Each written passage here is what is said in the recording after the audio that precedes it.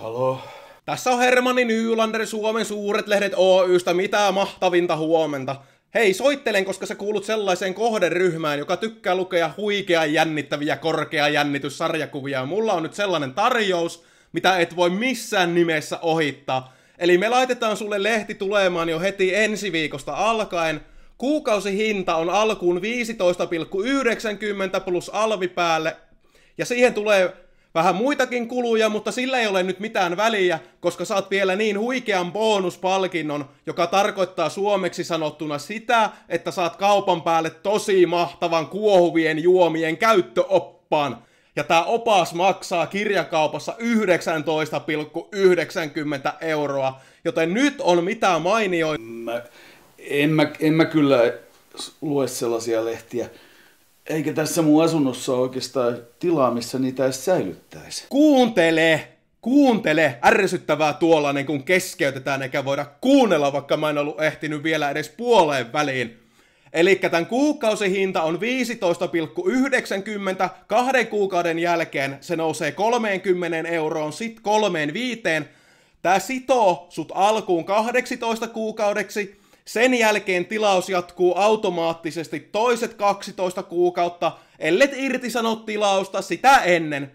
Tarkistetaan seuraavaksi, onko yhteystiedot ajan tasalla. Ja meitä kiinnostaa totta kai ilman muuta tietää laskutustiedot, koska ikävä kyllä tässä maailmassa mikään ei ole ilmaista, vaikka... Kiitos, mutta kun ei ole sellaiseen lehden tarvetta, kun en lue sellaista lehteä.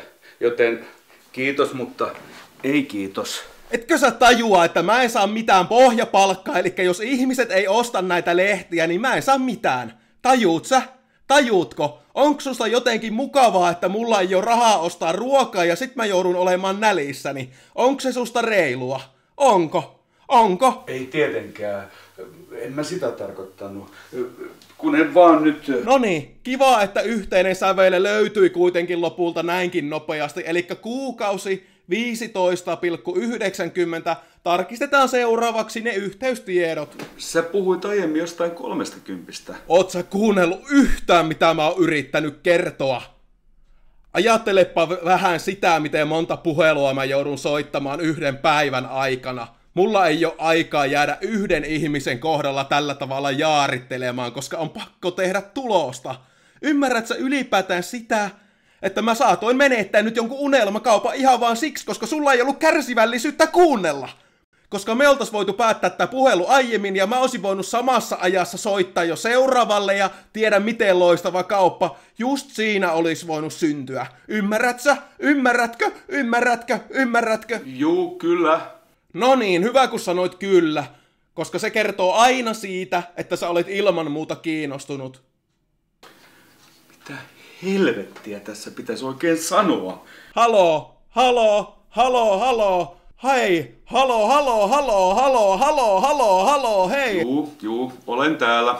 Hyvä, kun olet yhä siellä. Minulle on jo hyvin varhain nimittäin opetettu, että hiljaisuus on myöntymisen merkki, joten tässä tapauksessa tulkitsen hiljaisuutesi myöntäväksi vastaukseksi. Lisään sinut saman tien tilaajaksi.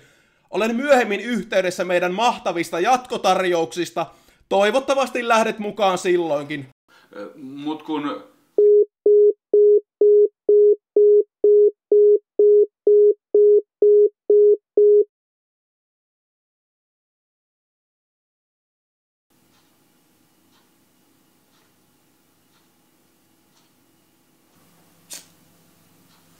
No, kai se on pakko sitten